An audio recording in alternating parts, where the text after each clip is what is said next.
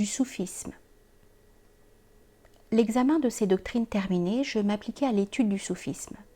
Je vis que pour le connaître parfaitement, il fallait joindre à la pratique à la théorie. Le but que les soufis se proposent est celui-ci. Arracher l'âme au joug tyrannique des passions, la délivrer de ses penchants coupables et de ses mauvais instincts, afin que dans le cœur purifié, il n'y ait place que pour Dieu et pour l'invocation de son saint nom. Comme il m'était plus facile de connaître leur doctrine que de la pratiquer, j'étudiai d'abord ceux de leurs livres qui la renferment. La nourriture des cœurs d'Abou Talib de la Mecque, les ouvrages de Harith el-Muhasibi, les fragments qui nous sont restés de Junaïd, de Shibli, d'Abou Zaïd Bestami et d'autres chirs, que Dieu sanctifie leur âme. J'acquis une connaissance approfondie de leurs recherches et je sus de leur méthode tout ce qu'on peut en savoir par l'étude et l'enseignement oral. Il me fut démontré que son dernier terme ne pouvait être révélé par l'enseignement, mais seulement par le transport, l'extase et la transformation de l'être moral. Définir la santé et la satiété, en pénétrer les causes et les conditions, est autre chose que d'être bien portant et rassasié. Définir l'ivresse, savoir qu'elle résulte de vapeurs qui montent de l'estomac au plus haut foyer de l'intelligence, est autre chose que d'être ivre. L'homme ivre n'a aucune idée de la nature de l'ivresse, par cela même qu'il est ivre et hors d'état de rien comprendre, tandis que le médecin, tout en n'étant pas sous l'influence de l'ivresse, en connaît le caractère et les lois. Le médecin, tout malade qu'il est, sait en quoi consiste la santé dont il est privé. De même, entre savoir ce qu'est le renoncement, en comprendre les conditions et les causes et pratiquer le renoncement, le détachement des choses de ce monde, il y a une distance considérable. Je vis que le soufisme consiste en sentiments plutôt qu'en définition. J'en savais tout ce que l'étude peut en apprendre, et ce qui me manquait était du domaine non plus de l'enseignement, mais de l'extase et de l'initiation.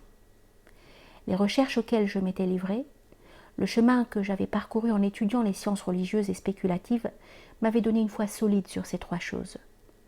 Dieu, la prophétie et le jugement dernier. Ces trois points fondamentaux de la croyance s'étaient affermis en moi non pas seulement par des arguments définis, mais par une suite de causes, de circonstances et d'épreuves qu'il m'est impossible d'énumérer. Je vis qu'on ne pouvait espérer faire son salut que par la piété et la victoire remportées sur les passions, ce qui supposait en premier lieu le renoncement et le détachement de ce monde de mensonges pour se tourner vers l'éternité et la méditation en Dieu. Enfin, qu'on ne pouvait y réussir qu'en sacrifiant les honneurs et les richesses, et qu'en rompant les attaches et les liens de la vie mondaine. Faisant un retour sérieux sur moi-même, je me vis entourée et enserrée de toutes parts dans ces attaches. Examinant mes actions, dont les plus honorables étaient l'enseignement et le professorat, je me surpris plongée dans plusieurs études de peu de valeur et sans profit pour mon salut. Je sondais le fond de mon enseignement, et je vis qu'au lieu d'être sincèrement consacré à Dieu, il n'était stimulé que par le vain désir de l'honneur et de la réputation. Je m'aperçus que j'étais sur le bord de l'abîme, et que sans une conversion immédiate, je serais condamné au feu éternel. Je réfléchis longtemps. Encore en proie à mes incertitudes, un jour je me décidai à quitter Bagdad et à tout abandonner. Le lendemain, je renonçai à ces projets. Je faisais un pas en avant et revenais aussitôt en arrière. Le matin, j'étais sincèrement résolue à ne m'occuper que de la vie future. Le soir, une légion de pensées charnelles venait m'assaillir et disperser mes résolutions. D'un côté, le monde me retenait à mon poste dans les chaînes de ses convoitises. De l'autre, la voix de la religion me criait « Debout, debout, ta vie touche à son terme et tu as un long voyage à accomplir. Toute ta prétendue science n'est que mensonge et chimère. Si tu ne songes maintenant à ton salut, quand pourrais-tu t'en occuper? Si tu ne brises tes chaînes aujourd'hui, quand pourras-tu les briser ?» Alors ma résolution se fortifiait. Je voulais tout quitter et fuir. Mais le démon revenant à la charge me disait « Tu es dans une disposition d'esprit accidentelle. Garde-toi d'y céder, car elle s'évanouira bientôt. Si tu lui obéis, si tu abandonnes cette grande et belle position, cette gloire exempte de troubles et de contestation, cette haute autorité à l'abri de toute atteinte, tu les regretteras plus tard, mais sans pouvoir les reconquérir.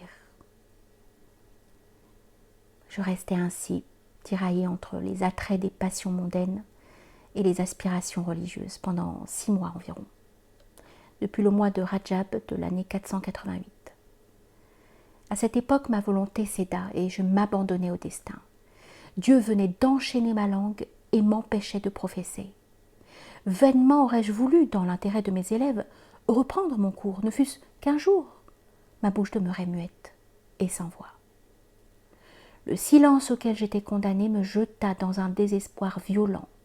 Mon estomac s'affaiblit, je perdis l'appétit. Je ne pouvais ni avaler une bouchée de pain, ni boire une gorgée d'eau. La déperdition de mes forces était telle que les médecins, désespérant de me sauver, répétaient « Le mal est dans le cœur, et il s'est communiqué à tout l'organisme. Il n'y a d'espoir que si l'on peut supprimer la cause secrète de sa tristesse mortelle. » Enfin, sentant ma faiblesse et l'accablement de mon âme, je me réfugiai en Dieu comme un homme à bout de courage et sans source, sans ressources. Celui qui exauce le malheureux qui l'invoque daigna m'exaucer. Il facilita à mon cœur le sacrifice des honneurs, des richesses, de la famille. J'annonçais le projet de me rendre à la Mecque, mais je méditais intérieurement d'aller en Syrie, ne voulant pas que ni le calife, que Dieu glorifie, ni mes amis connussent ma résolution de me fixer dans ce pays. J'employais toutes sortes de ruses habiles pour quitter Bagdad, avec l'intention formelle de ne plus y revenir. Les imams d'Irak me critiquèrent d'un commun accord. Aucun d'eux ne pouvait admettre que ce sacrifice eût un mobile religieux, en considérant ma position comme la plus haute qu'on pût avoir dans la communauté religieuse. Voilà jusqu'où va leur science. Toutes sortes d'explications furent données de ma conduite. Ceux qui étaient absents d'Irak l'attribuaient à la crainte que m'inspirait le gouvernement. Ceux qui étaient présents et qui voyaient l'insistance du pouvoir à me retenir, le mécontentement que je lui inspirais ma résolution et le refus que j'opposais à ses sollicitations se disaient « C'est une calamité qu'on ne peut attribuer qu'à un sort jeté sur les musulmans et sur la science. » Enfin, je quittai Bagdad en abandonnant toute ma fortune. Seulement, comme les terres et les biens en Irak sont affectés aux œuvres pies à titre de biens, waqf, j'obtins l'autorisation légale de conserver ce qui était nécessaire à ma subsistance et à celle de mes enfants, car je ne sais rien de plus légitime au monde que l'avoir amassé par un savant pour subvenir à l'entretien de sa famille. Je me rendis alors en Syrie et j'y demeurai près de 2 ans, vivant dans la retraite, le recueillement et les exercices de piété. Je ne songeais qu'à amender mon âme et à la discipliner, qu'à purifier mon cœur par la prière, en employant les exercices que les soufis m'avaient enseignés. Vivant solitaire dans la mosquée de Damas, je montais au minaret et j'y passais mes journées, après avoir fermé la porte sur moi. De là, je me rendis à Jérusalem, et chaque jour, j'allais m'enfermer dans le sanctuaire du rocher. Ensuite, je sentis en moi le désir d'accomplir le pèlerinage, afin d'obtenir une pleine effusion de grâce en visitant la Mecque, Médine et le tombeau du prophète. Après une visite à l'ami de Dieu, j'allais dans le Hijaz. Les aspirations de mon cœur, les prières de mes enfants me ramenèrent enfin dans ma patrie, moi qui étais d'abord si fermement résolue à ne plus la revoir.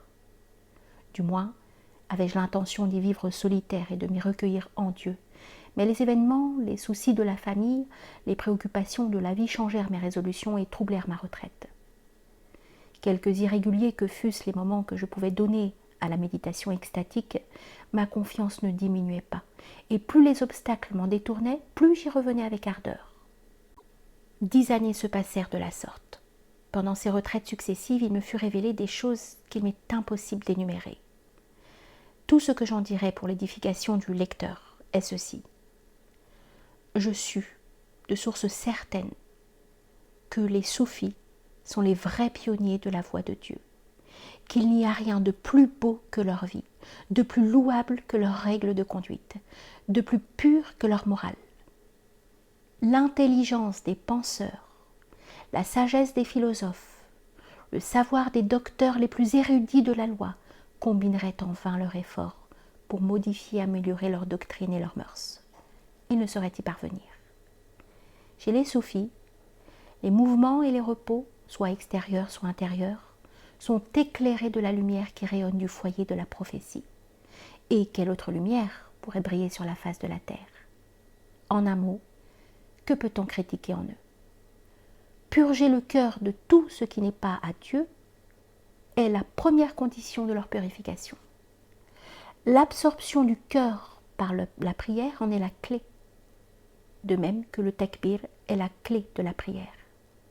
Et le dernier terme en est l'anéantissement total en Dieu. Je dis le dernier terme relativement à l'état que l'on peut acquérir par un effort de volonté, mais à vrai dire, ce n'est que le premier pas dans la vie de la contemplation, le vestibule par où pénètrent les initiés.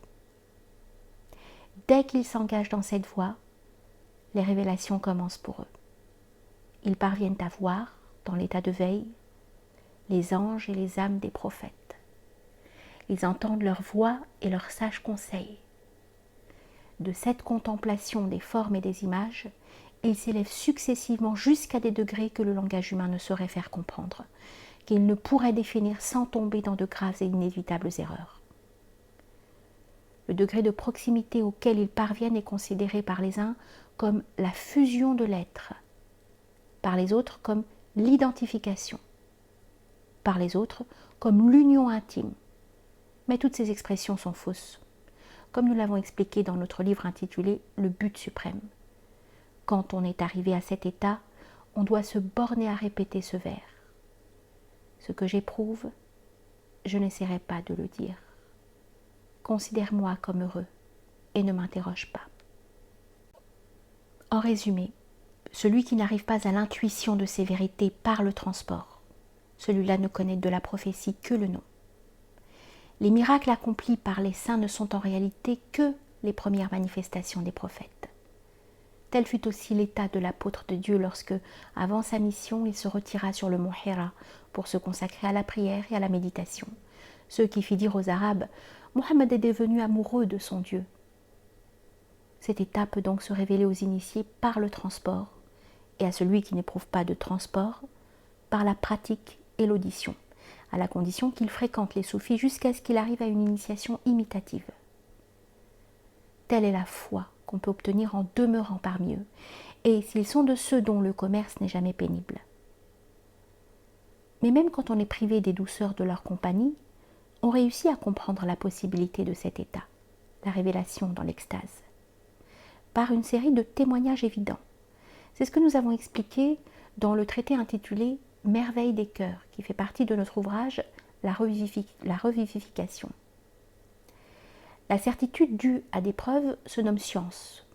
Passer par l'état que nous décrivons, c'est le transport. Accepté par l'expérience et la transmission orale, c'est la foi. Tels sont les 3 degrés de la connaissance, ainsi qu'il est écrit, ouvrez les guillemets, « Le Seigneur élèvera à différents degrés ceux d'entre vous qui croient et ceux qui ont reçu de lui la science. » Fermez les guillemets. Mais derrière eux, vient une troupe d'ignorants qui nie la réalité du soufisme, accueille ces discours avec incrédulité, ironie, et traite de charlatans tous ceux qui les prononcent. À cette foule ignorante s'applique le verset, ouvrez les guillemets, « Il en est parmi eux qui viennent t'écouter et qui, lorsqu'ils te quittent, demandent à ceux qui ont reçu la science, que vient-il de dire? Ce sont ceux sur le cœur desquels Dieu a apposé son sceau et qui ne suivent que leur passion. » Fermez les guillemets. Au nombre des convictions que je dois à la pratique de la règle soufie se trouve la connaissance du véritable caractère de la prophétie. Cette connaissance est d'une nécessité si grande que nous allons l'exposer immédiatement.